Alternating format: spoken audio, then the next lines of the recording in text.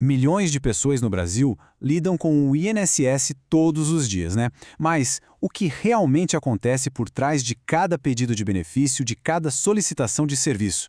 Nesta nossa conversa, a gente vai desvendar o passo a passo desse processo que é tão importante. Ok, vamos começar com uma ideia central. Essa citação aqui, ela é muito poderosa. Ela já coloca as coisas em outra perspectiva.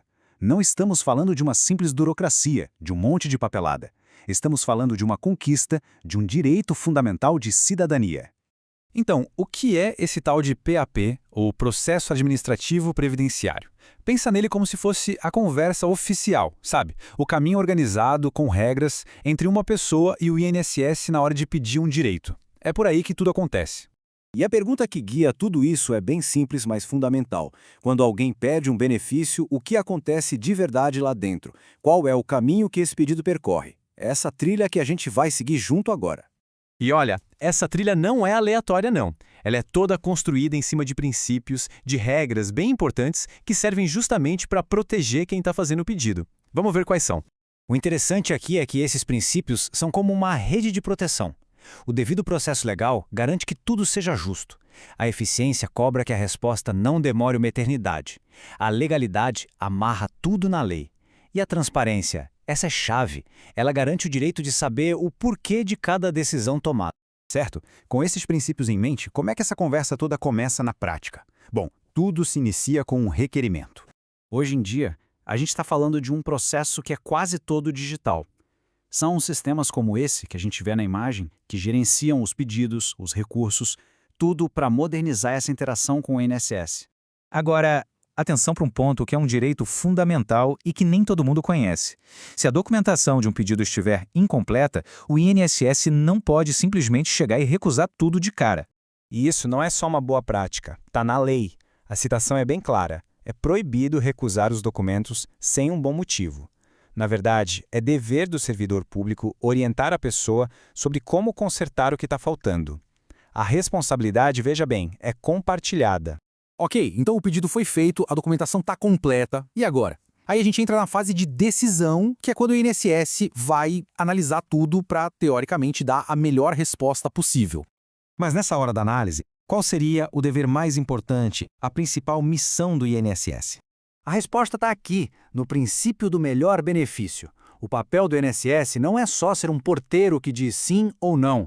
É um dever ativo de orientar e garantir que a pessoa receba o benefício mais vantajoso que a lei permite. Isso muda completamente o jogo, né? E essa decisão final, ela tem que seguir um roteiro. Precisa ser clara, ou seja, dizer exatamente o que foi cumprido e o que não foi. Tem que ser completa, respondendo tudo o que foi pedido. E, claro, precisa ser comunicada. A pessoa tem que ser notificada oficialmente, com tudo bem explicado. Mas e se a pessoa não concordar com a decisão do INSS? Aí entra em cena uma outra etapa, que também é um direito fundamental, o recurso. E aqui a estrutura muda. O INSS é quem analisa o pedido inicial, certo? Mas o recurso, quem julga é o CRPS, o Conselho de Recursos da Previdência Social.